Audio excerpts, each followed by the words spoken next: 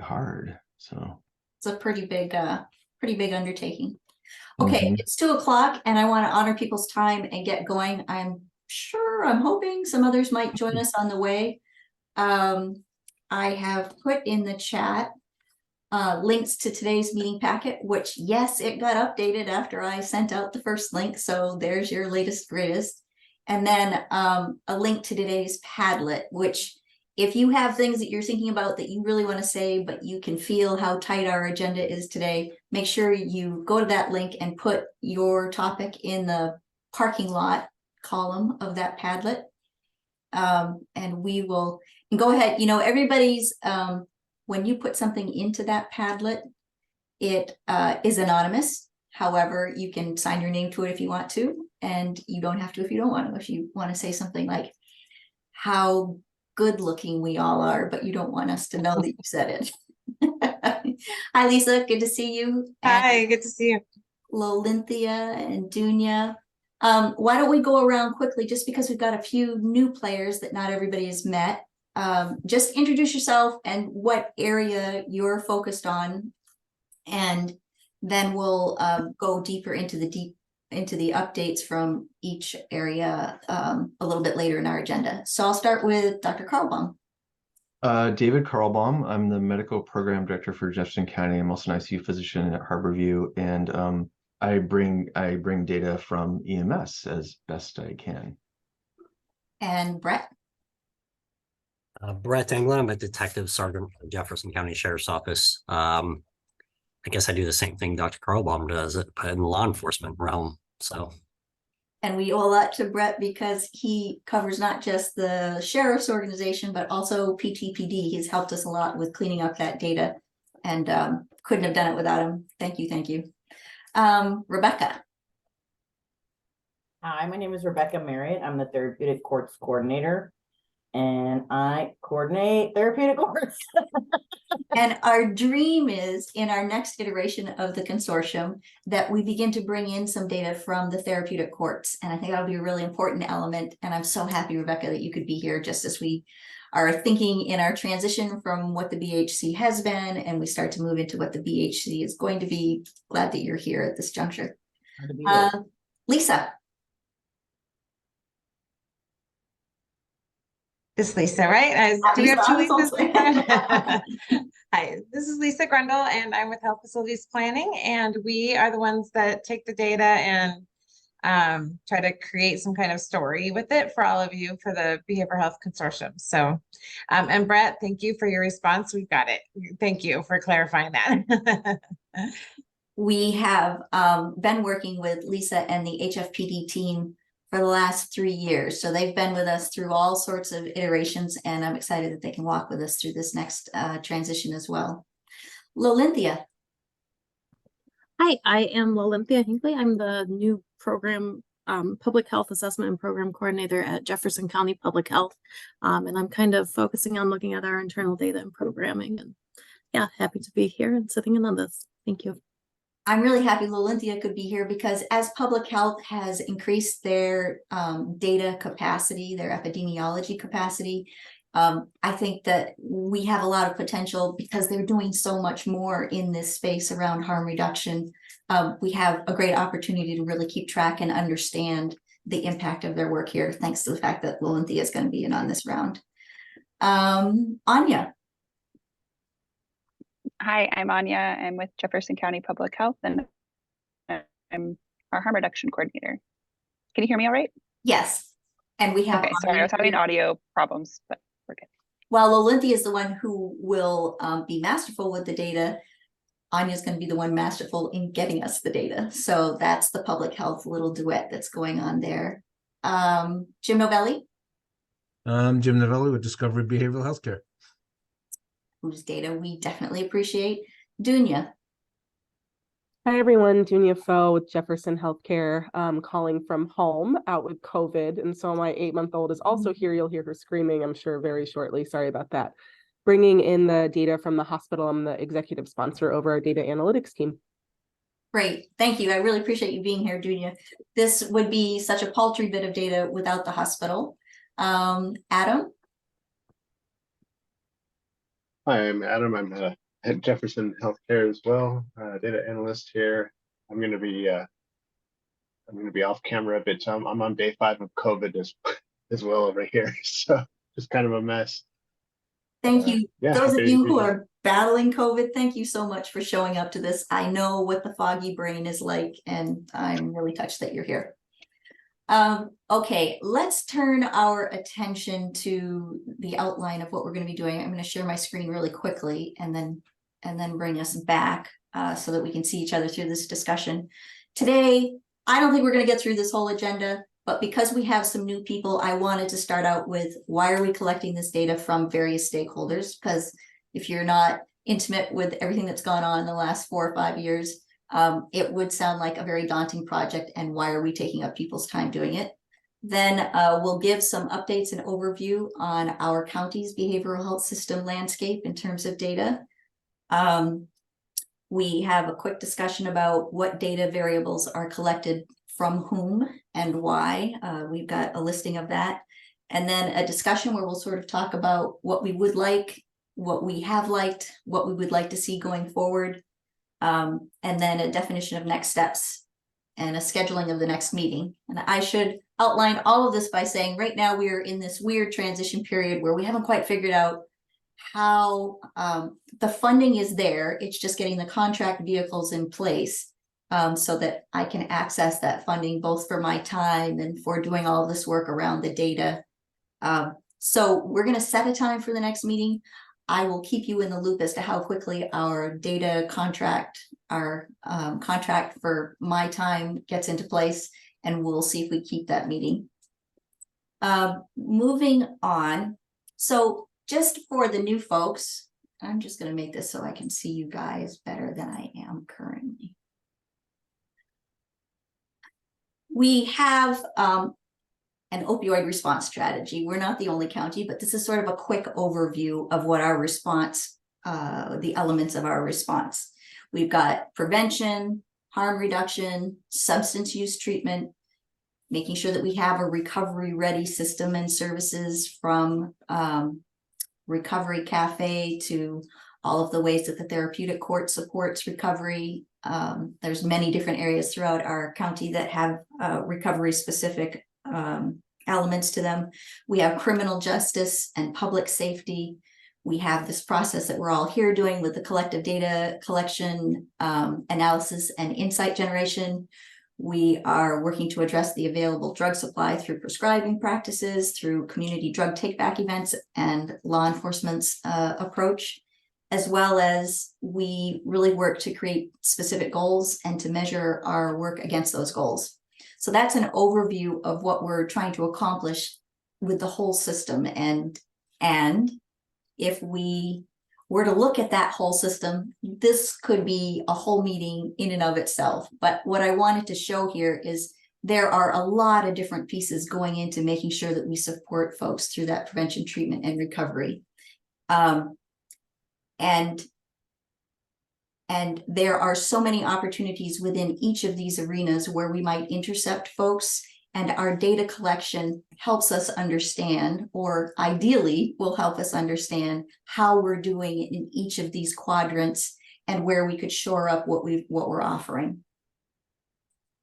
When you look at the different places where we might intercept folks, there's many of them. And then there's the risk factors of, for the environment, for the individual, and the drugs that we're trying to address in each of these areas. So when I say that it's important that we have everybody at this table, there is no one stakeholder that's covering every one of these areas. And so the idea of us doing collective data gathering, as big of a project as it sounds, I think it's really important to bring ourselves together so that we can understand how the piece that each of us is carrying interacts and changes things that are happening in other parts of the system.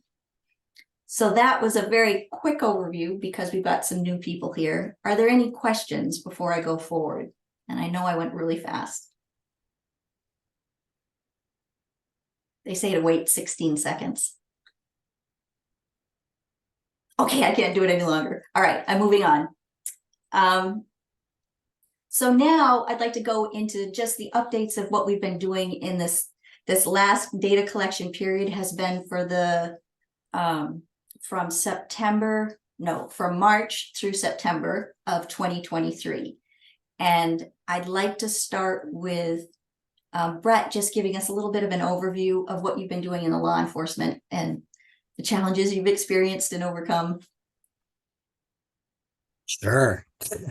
So, yeah, the law enforcement realm's a little bit difficult with data in that, you know, our people are typically entering these things while responding or leaving or going to another call. So it's usually a quick, you know, iterations of these things. So sometimes the data can be a little inaccurate. I'd say more than not. Lisa will probably tell us how inaccurate it is here in a little bit. And so in the last year, when Lori started a project where we had funding to fix our data all the way through. So this included taking several months. What was it, 11 months or so? I don't have my notes with me, but it was around there, and methodically going through each call for service pretty much to determine whether or not it was mental health, drug, or alcohol related. So we started with the funding paid for Port Townsend Police Department, mainly to go through their data as we were trying to do ours outside of the funding. And that involved one of the guys that's sitting behind me right there, Stephen, going through some of that data as well. So anyway, it presents a lot of complications because it's based on, a lot of it's based on what's in my head, knowledge-wise, whether or not I know these people, I know the type of call. So it depends on who's actually reviewing this, how accurate it can be. So like Stephen he's really accurate in the mental health world, but maybe not so accurate when it comes to drug addicted people, because he has a little less interaction with those people than I do. So anyway, we did go through the data. It progressively got better because I learned more as I went. So much like a coding machine, I guess I got better as I went along. So I do think the latter few months of Port Townsend are probably going to be more accurate than the last. I can tell you it's probably a good solid 90 to 95% accurate. And I think that's a lot better. And I'm guessing, at least it'll be able to tell us I'm guessing I fixed 150 calls a month is what I would guess. But once Lisa crunches those numbers, we'll know for sure how much I actually did. So anyway, it'll be interesting to see the data. The problem with this, though, is that, you know, we send out an email to the guys to try to be a little more conscious on how they enter these things. But still, we're going to see a dip after this, especially in Port Townsend's data, because, you know, there is that speed of input that's a problem. So it'll be interesting to see. Just when we see it a fall come, I think it was March of 2023 is when we went up to. So when we see the fall in April, it's not that we're doing a really good job. It's just our data probably, you know, went back to normal. Right. We have to evaluate how we're going to do it from here on out. So it was almost 26 hours, I think, put into that is what I'm thinking it was. So one of the things that I think that is a lot of hours. One of the things that I'm thinking we need to think about as a group who's looking at this system is how are we going to go about collecting that data? Where is the cutoff, or where is the line between valuable and not valuable in terms of how much time and effort we put into gathering it, coding it properly? Is it worth paying somebody extra on a monthly basis to review that data? Is that even a possibility? And I know that we're talking about PTPD, which is under one set of leadership, and the Jefferson County's Sheriff's Office, which is under a different leadership. And so there are all of these, there are opportunities for us to figure out how can we collect the data in a way that is sustainable and as accurate as we can get it. And I think that we might find that that's also the same case when we're talking about EMS data. I mean, I'm sure it's across the board, but these are two huge agencies that have really important data. And how are we going to handle this going forward? So Brett, thank you for all of the work you did on what we've got. I can hardly wait to see how it pans out. And Dr. Carlbaum, I see you have a question. Yeah, Brett, wow, I'm so impressed. Both you and Stephen, thank you so much. I didn't do any manual review, so I appreciate you for that. Is there any opportunity? Are there other people than just the officers who are always super busy? Is there opportunity for dispatchers or someone else to help with flagging things? I don't know. I know the dispatchers are also If we very could pay them, if we could pay them. Yeah, I think the problem is really it's a law enforcement's, it's our records. We're the ones that's supposed to fix it. Got it. And it's just one of those things that's so monotonous, and it's like this little tiny piece off to the right. You have so much stuff you have to worry about, and then this little itty bitty piece on the bottom just gets overlooked, a lot of times. And it's not that big of an issue.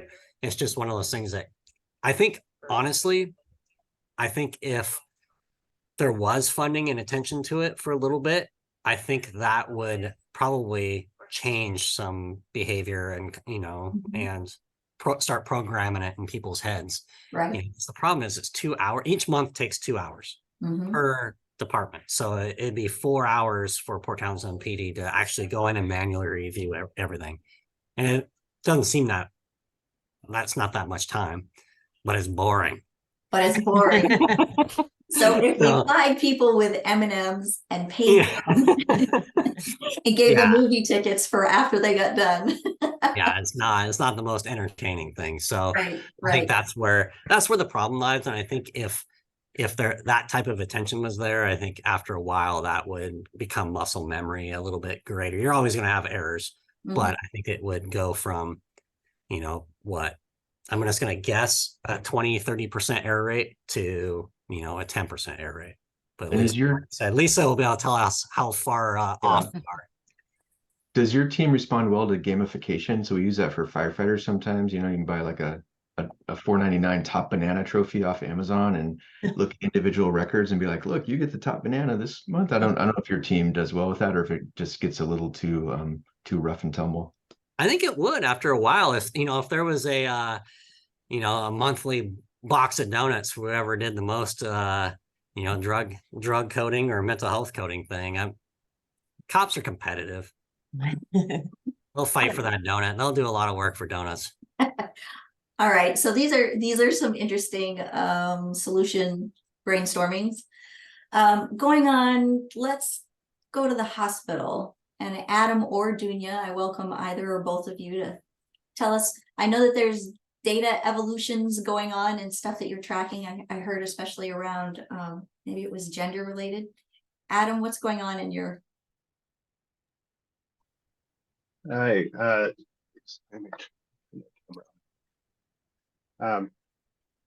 so this summer,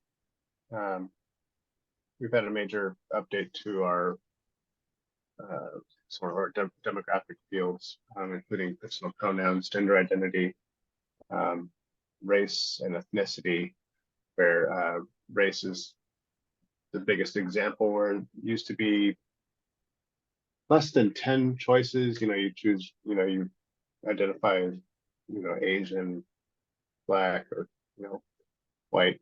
Now there's about 82 options to choose from. And a couple options have been disabled. So it kind of helps that grow. But basically now we are getting data that is coming in.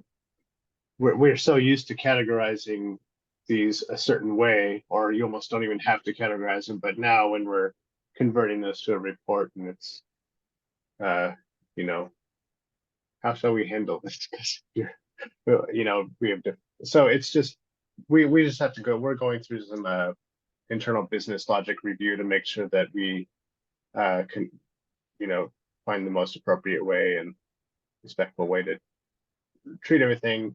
Yeah, find a way to make it analytically or friendly from an analytics standpoint as well, and what all that means. So we haven't, we're still in the very early stages on that, haven't decided anything yet, but so those kinds of things we're dealing with, and also understanding how it's affected our data collection point when patient care is speaking, or like registration, speaking with patients, and just trying to understand the whole new landscape that we have in front of us. So there's a lot of questions to be asked, and a lot of questions that we're trying to figure out, well, what are the right questions to ask for all of this. So won't say anymore because I'm just kind of rambling on now, but yeah, that's it's kind of our realm of demographics and all that has kind of exploded. So in a good way, we just have to grow into it. So I noticed that Dunya mentioned that these changes that you're speaking of are in response to a statewide mandate. Yes. That maybe all of the hospitals are going through. So it's not just our favorite Jefferson Healthcare. It's like across the board we're having this challenge. It seems like another piece of challenge, at least I only notice this when I'm filling out the PIMS report. They always come back at me and make me take down the number of patients served. So it seems like you folks can give me an amount that have been assessed for SUD, but the data of who you serve is much bigger than just those. And so it seems like time after time they'll come back, and I'm not remembering why now, but there is something in there about how the hospital can or cannot track assessments. Oh, maybe it's that all of the data is unknown in related to, we know that the assessments were done, but we don't know anything more than that, and that we probably got by. They're very nuanced, yeah. And I couldn't go into detail just offhand, but yeah, we'll say it's so as it goes as simple to, as you'd hope it'd be, yeah. When it goes to, as a community, we're trying to understand how many are we assessing, how many are getting treated. That's why we're even collecting the data. However, we do understand that we've got some challenges in some of our main, like the hospital is a main place where we would hope people are getting that assessment done. And we're not sure yet, what the breakdown of all of that is. We know what the number is. We don't know what the breakdown is. On the EMS front, Dr. Karlbaum, do you want to talk at all about? Yeah. I've got a few slides in here too that talked about the last meeting. I don't know if I need slides. Until last week, everyone was on, there were two different charting systems that it was very difficult to extract data from. Now everyone's on the same charting system, electronic health platform called ESO. So hopefully we'll be able to unify. I don't have a unified account that sort of grabs everyone together. That is possible. I'm looking into that. I think it costs money, and so I don't know if the fire districts have enough money to pay for that, or the EMS council.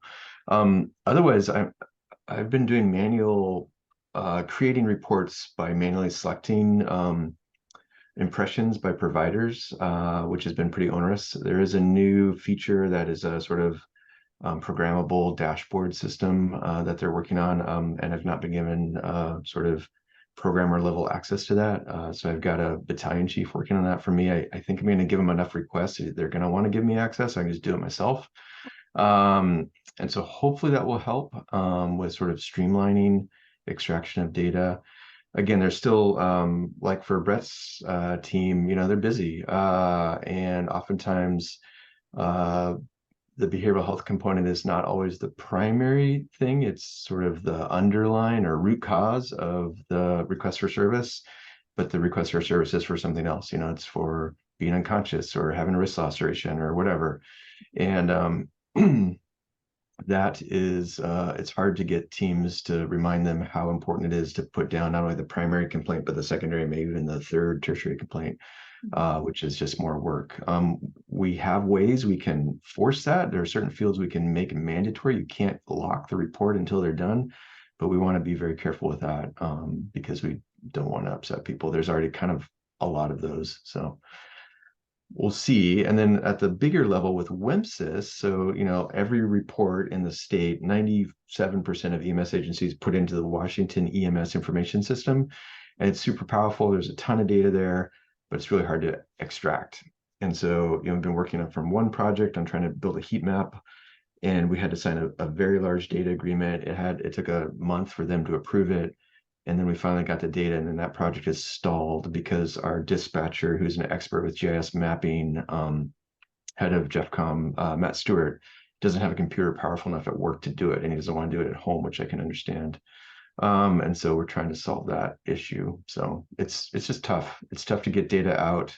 There are some new dashboards the state is creating for opioids, which are wonderful, but they censor the number of patients in Jefferson County because the numbers are low.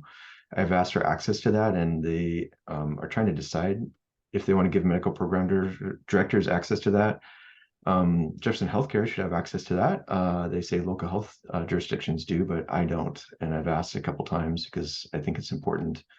And it's new. They're trying to figure out what to do. So we're still at maybe some manual review, not as good as Brett's, but hopefully trying to make it more systematic. I would love to get to the point with the dashboards of making it probabilistic even, like King County does, which is not perfect. It's 80 to 90% positive predictive value. So if using some criteria you think it's for example an opioid related incident, it's pretty good but not perfect, but it involves very little human time. So that's where we're at right now as an overview. So I'm hearing same challenge with getting it coded. Maybe some possible solutions in the future would be some paid support to get them coded properly. I recognize that would be, is the person knowledgeable enough even available for that sort of time, etc. I do want to turn our attention quickly, just because we've been talking here about EMS. I did put a couple of slides in the packet that talk about WMSIS, which is that the state Washington EMS information system. There we go. And which is a subset. There's a national system too. So there's a national system, there's a state system, and the data that Dr. Carlbaum was talking about, of which our sampling size is too small, maybe, to actually get the full-on data. But what they are doing is trying to make that process much quicker to get a report out, if you're allowed to have the report. And on that report, or what they have decided that they want to collect, is on the slide here. This shows the list of data variables that they have decided will be available in this more quickly available report, if we could get it. And then there's an overview of, in this meeting I was just in on the 10th, where they talked about, people from across the state talked about the other things that they would like to see, because everybody wants to use this data as they're assessing their own county programs and effectiveness. And I include this here just because as we think about what we're collecting, because going forward, maybe we don't collect everything we have been, or maybe we do, who knows? But I thought it was interesting to look at what the state is doing from their perspective, which is then of course based on a national approach. Thank you again for going to that meeting. It was very helpful, I'm sure, to have your representation. And I learned a lot listening from the discussion, so thank you. I'm just going to touch briefly on the fact that we made a list here, which is in your packet. Oh, I didn't put the link, but it's actually in the meeting packet, of all of the data variables that we are collecting, and what is it that we want to know from them, and who provides that data. This won't mean that much today, but I think as we go forward and we're starting to define what it is we're going to cover going forward, that will be an important list for us to look closely at and decide what is valuable, what's worth the investment, what tells us what we need to know, maybe even what we aren't collecting that we should be. Okay, let's go back to I'm going to go to the outreach teams next, and then after that, therapeutic courts. Gabby is kind of here, Gabby and Jim, representing Jim is representing both our Discovery Behavioral Health, so our county mental health services and the data they provide. which I have to say, Jim, went really smoothly this this last time frame. So it feels like we might have a process in place there at DBH that really has worked well for gathering the data that we wanted to get. How did it feel from your side for this last one? Was it onerous? I'm blessed to have Christina do all our data for us. So well, we're grateful that it came. The data that we're collecting there covers, of course, both mental health and substance use disorder related treatment, counseling. So it's a big portion of the data that we have that tells us what we're doing as a county. And I'm just relieved that this time it wasn't nearly so hard to get it all out. So thanks for putting Christina on it. yeah, I'm glad I have her. So and then Gabby, if we were talking about our outreach, I know that we've got both Real Team over at DBH and we've got CARES, and now we have leads over under Believe in Recovery. Now this time we didn't collect any leads data, but I would imagine going forward, we would want to, because we're trying to cover, as in the WEMSIS meeting, what people across the state were saying was we have an overview from EMS, but we don't have sort of all of that other interaction that goes on with these same clients with the, for instance, the CARES program. That's what would be affected there. So there is some discussion about how can we marry these complementary resources in a way that would help us to understand the whole picture. And Gabby, you did give me data when it came to CARES. How was that? Pretty straightforward? Do you think it would be an easy enough thing to try to integrate so we understood both EMS and CARES, the continuum of care? I mean, it was relatively easy for me to give you the data for CARES because it was mostly data we were already collecting. So it wasn't anything new that we were not collecting. As far as our outreach team goes and lead, those numbers, if you had a column for that, just like you do with our jail program versus our in-office program, I think that'd probably be easiest to capture that data. But I don't have a problem collecting it because this data we're already collecting for our funding sources. And I have always appreciated, really from the get-go, Gabby has been really good about getting data regularly, consistent data. I want to thank Gabby for that. Now we have an area of data that we haven't been collecting from the therapeutic courts, but that I think is an important piece of the landscape that we'd like to track. And I have a few ideas around what I think it would be interesting to know from the therapeutic courts. Rebecca, who is there and might have some idea herself of the things that she thinks might be interesting for us to know. And then if anybody else has something to contribute, please do. Rebecca, maybe if you could tell us just a little bit about, not everybody here knows therapeutic courts. Maybe if you just give a little bit of an overview of how a person ends up in therapeutic court and what that process is, that would be a good place to start. Sure. So Jefferson County has 3 therapeutic courts, behavioral health court, drug court, and family therapeutic court. They get referred to those programs by lots of different people, mainly to help support, solve their criminal cases. So there has to be a connection between either their drug use and the crimes they're committing, or their mental health diagnosis and the crimes they're committing. And if they graduate these programs, which are 18 to 24 months, they get their charges dropped. Whereas with family therapeutic court, we help folks reunite with their children and close their dependency cases. So my position just started existing last September, so a lot of information was tracked really differently, if at all, in those 3 courts. So they're just being tracked as kind of one program in 3 different parts, mostly through the 0.1%. But family therapeutic court is tracking different information. So there's a lot of different ways that we track stuff. It's a lot of demographic information, and especially recidivism rates, if people are graduating from our programs and continuing to commit crimes, or if they're continuing to lead successful, happy lives without addiction or severe mental health issues. So it's because we're only a year in from tracking them, and we've only had maybe 8 or 9 graduations this year at most. It's kind of hard to track that long term. I would think that as the years go by, those numbers will be very different from what they are now.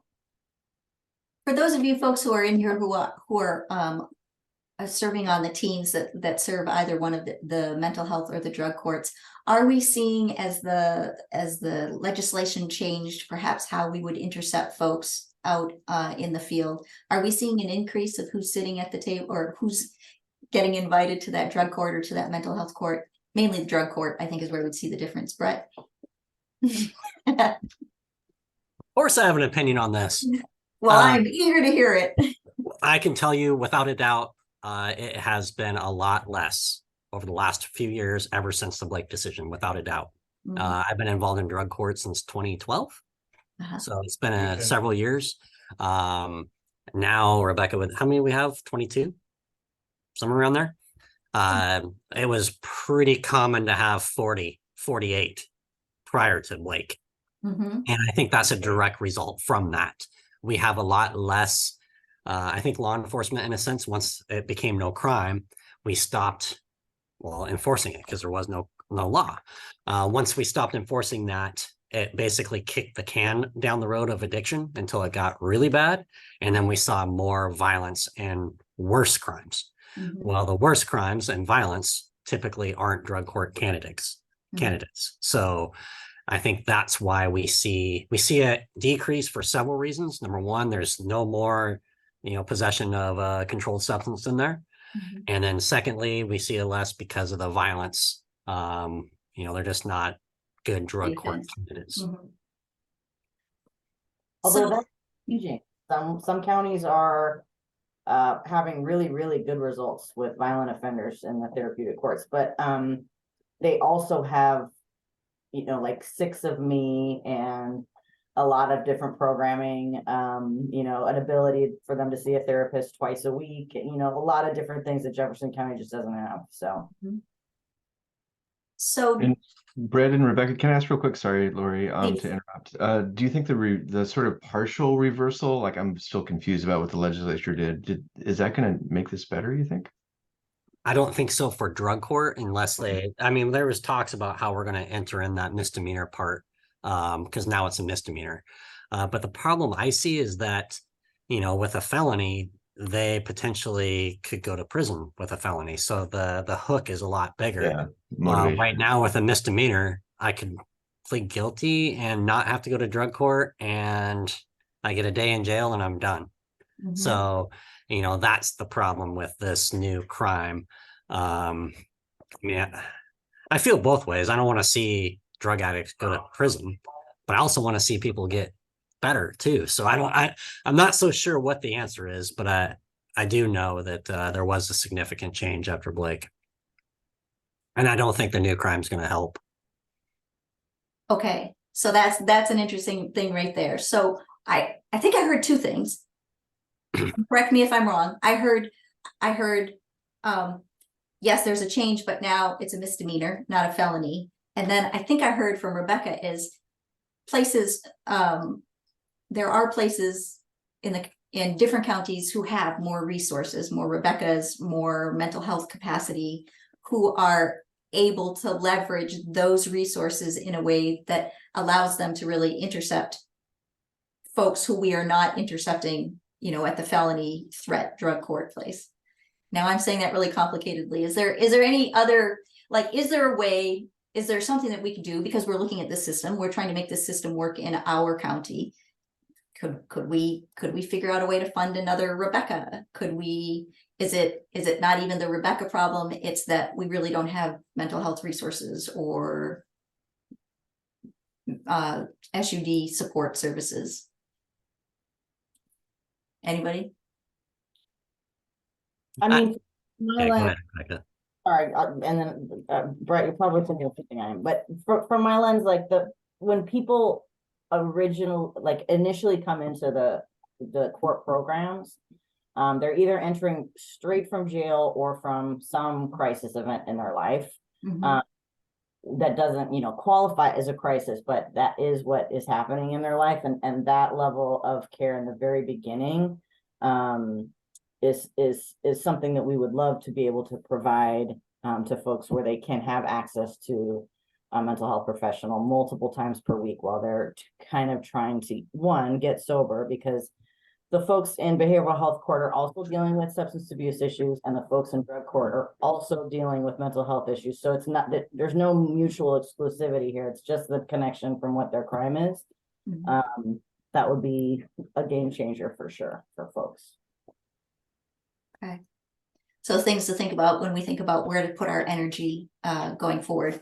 But this discussion is, of course, about data collecting. And if there is any way that the data that we're collecting helps to support that we need this in our county, I think that that's one good use of data that we would be getting from the therapeutic courts. And I think just in general, nobody has said this yet, but one of the values that I see about all of us collecting data and coming to this table is we begin to have a better understanding of how what I'm doing pushes something over there, and that pushes something over here. And that is a conversation that is always ongoing and always evolving. But that we have a table for it, I think is really valuable in this county, because I'm in a county that doesn't have it much bigger. And oh my goodness, the confusion and the isolation that's happening, the segmentation that's happening is really noticeable. So I'm grateful that we have it here in Jefferson County. So Rebecca, if we were to come back to you and say, let's think of a couple of three, a few data variables that we collect from you folks, is that a viable something, or is that something that we're really going to need to get another Rebecca before we can even think about it? No, there's actually, when they built my position, they built a data person to help me, like a part-time. We're just not at that point where we just don't have that many people yet. That will happen in 2024 for sure. Mm-hmm. So that is totally viable, and most likely it's stuff that I'm already tracking for 110, because it's long-term results, and also folks' diagnosis and what they're using, and what, how the length of time. So it's some of it's really specific, some of it's really broad. I would imagine that it would be very close. Mm-hmm. If really easy to track for folks. Okay.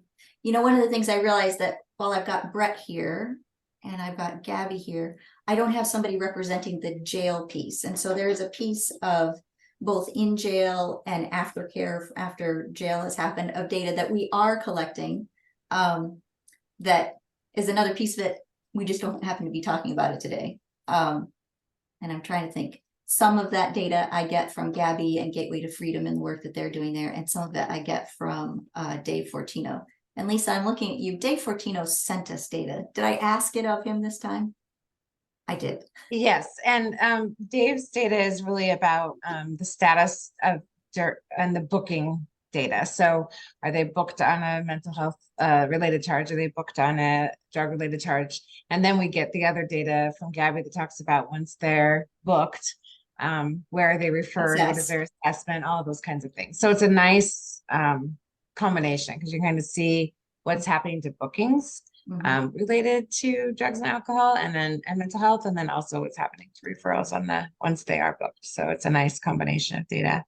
It's interesting though, when we're talking about all these things, so it sounds like, and I might be getting this wrong, but that we might be seeing more calls and the law enforcement, but they're coded to things that are not drug and alcohol use, because they're getting to a level of, more violent crimes, things like that, less therapeutic work. So it's waging, the impact is going to be interesting, because if we're having less mental health coded calls because they're getting coded at some other, different kind of crime because they've escalated to a different level of crime, and we're having less drug court, just interesting on how to interpret that. Like, what is the impact? I love hearing this dialogue. I think this is always going to happen around our data, in terms of, what impact the law had, why there's less here, why there's more there. It's very, very interesting to hear this conversation, because it'd be easy to make some assumptions. Oh, we're doing way better because we have less mental health calls, or, when really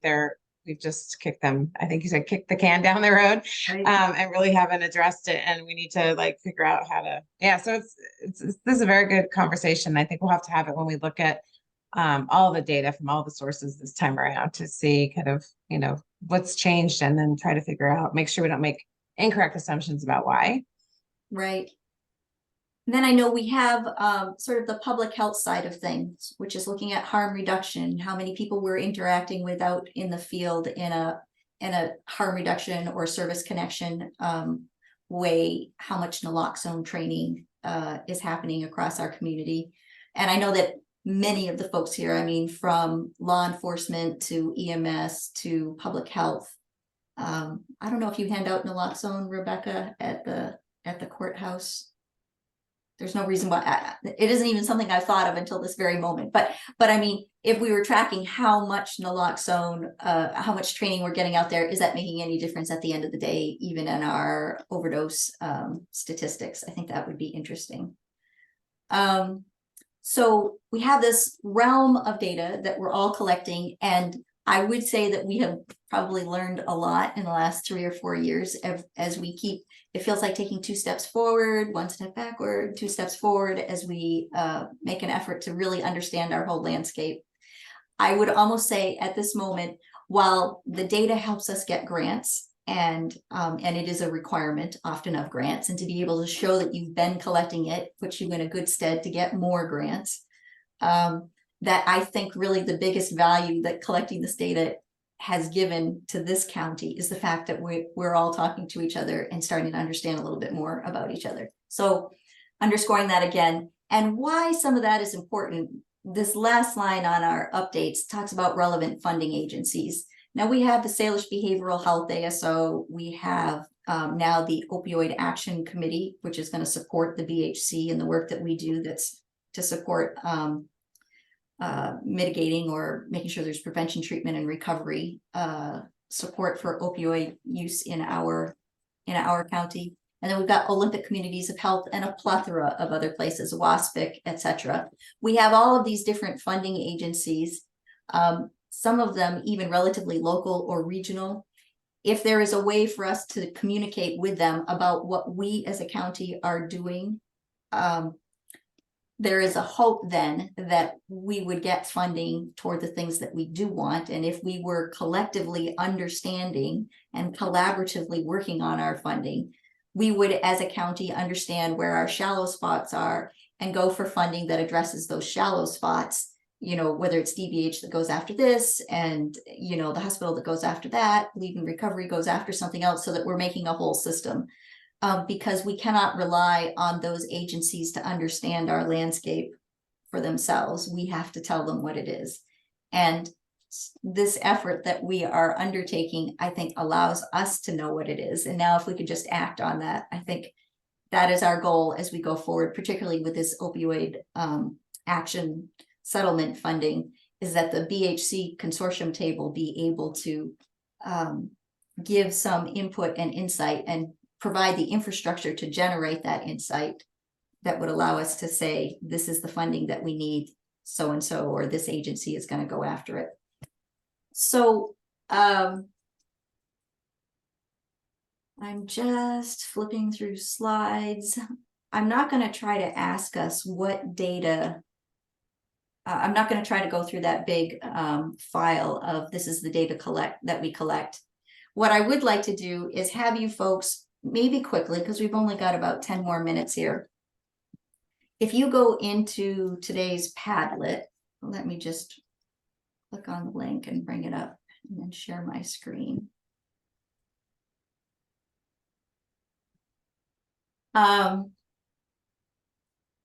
would appreciate it if you guys just would take a couple of minutes here to look at these various questions, these 4 questions.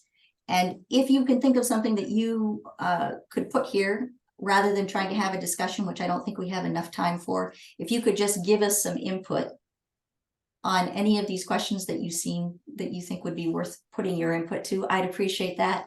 And if there are any parking lot issues you have that we haven't discussed that you would like to discuss that either have to do with the BHC or have to do with the data specific work group here at the BHC.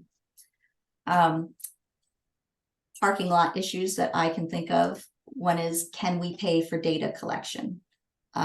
Maybe another is, how do we go about training boots on the ground folks as they're doing the coding so that we're able to get better coded data from the get-go?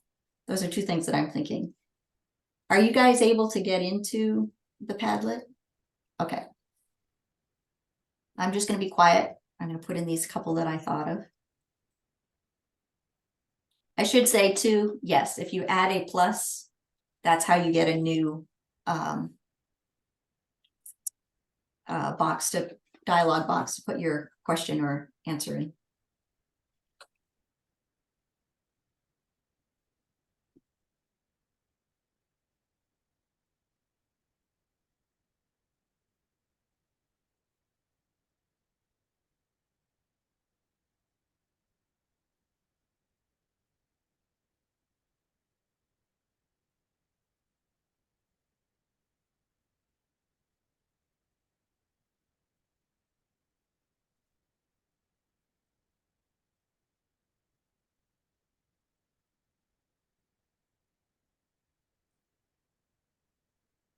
Whoops. What happened?